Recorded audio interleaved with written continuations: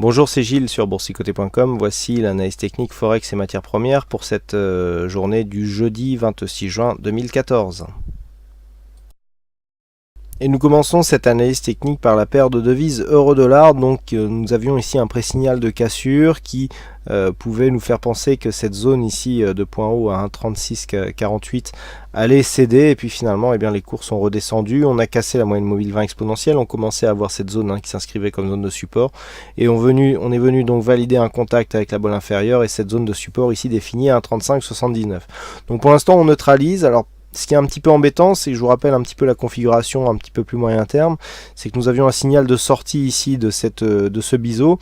Alors certes, le biseau est très peu convergent, c'est ce qui explique peut-être la faiblesse de ce signal de sortie, mais si on venait à retrouver ici cette zone des 1,3512 et surtout à la casser à la baisse, eh bien le signal de sortie du biseau serait invalidé.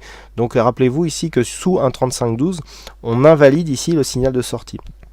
Par contre, le fait, je dirais à la limite d'être ressorti et de se stabiliser, nous laisse toujours la porte ouverte d'avoir une possibilité de remonter ici. Alors, par contre, plus on avance, plus on est dans l'incertitude, puisque on s'éloigne en fait de la figure qui a provoqué cette sortie, et plus on s'en éloigne, plus on perd quelque part la dynamique qui avait été impulsée ici par cette cassure. Donc, sur cette configuration, on voit que la tendance est relativement elle est régulière quand même. On a de plus en plus de contacts sur cette zone des 1,3580. On avait une zone de point haut ici qui était relativement floue à 1,3629. On vient valider une zone d'une manière un peu plus précise sur les 1,3650.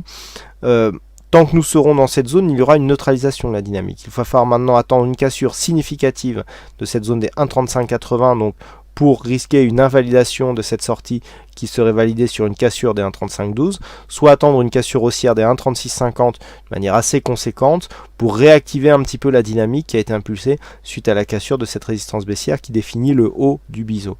Et en attendant, tant que l'on est entre ces deux zones, eh bien, on neutralise toujours la tendance court terme.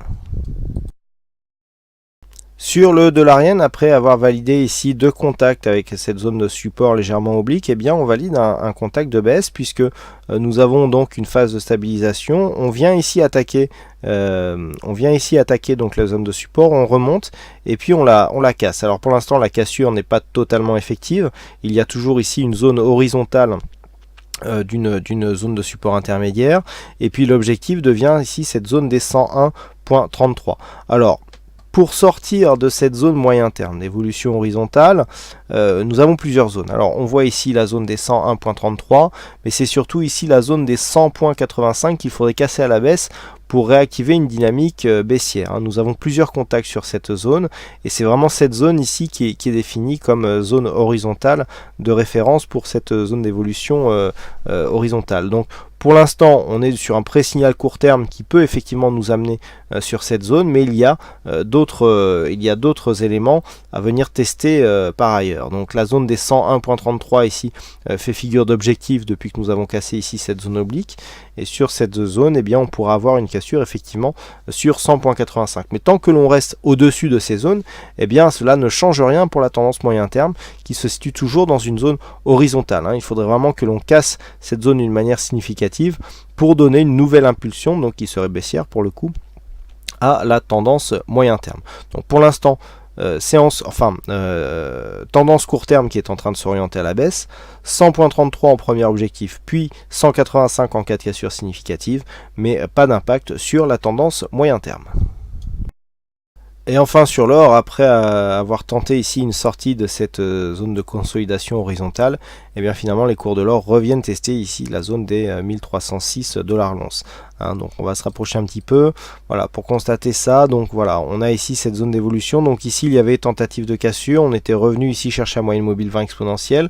La dynamique était plutôt bonne. Hier je vous disais que ça favorisait tout ça une perspective de cassure haussière. On avait presque validé ici une cassure de cette zone des 1326 $ l'once. Et puis dans la nuit les cours sont redescendus, on est revenu ici tester la bande de Bollinger inférieure, donc on neutralise la dynamique haussière qui s'était fait jour sur cette zone ici où la moyenne mobile 20 exponentielle s'était imposée comme zone de support. On revient ici faire un contact avec cette zone de support horizontale. Je vous rappelle que nous avons ici le retracement de Fibonacci à 23,6% qui nous envoie plusieurs signaux, oui. Effectivement, par rapport à cette forte phase de hausse, le fait de ne consolider qu'à 23,6% nous montre qu'il y a toujours une pression haussière qui subsiste sur l'or du fait qu'il empêche donc de consolider, à savoir que dès que l'on revient ici tester cette zone, eh bien, il y a des acheteurs qui se repositionnent pour espérer ici suivre la continuité de la tendance, mais il n'y a pas assez de dynamique pour valider ici une rupture de cette zone et donc provoquer une poursuite du mouvement. Donc nous sommes toujours en phase d'attente. Le MACD commence par contre à nous donner des signaux intéressants, on est sur une zone négative, on commence à vouloir remonter. Alors par contre on ne valide pas du tout avec les oscillateurs qui se situent tous les deux en zone neutre. Donc le signal ici viendra d'un signal de breakout, donc sur une rupture ici des 1326 $ l'once, nous aurons un signal de poursuite du mouvement haussier avec un premier objectif qui se situe à 1330 $ l'once. Par contre sur une rupture ici de cette zone des 1306, donc effectivement, si on casse ici cette zone, eh bien, nous aurons un signal de consolidation plus conséquent qui viendra donc comme objectif chercher la zone des 1298 $ l'once qui correspond à un retracement à 38,2%. Voilà donc ce que nous pouvons dire sur cette analyse technique Forex et matières premières. Il ne me reste plus qu'à vous souhaiter à toutes et à tous une bonne soirée, bonne chance dans vos prochains trades et on se retrouve donc dès demain pour d'autres analyses techniques en vidéo. Bonsoir à tous.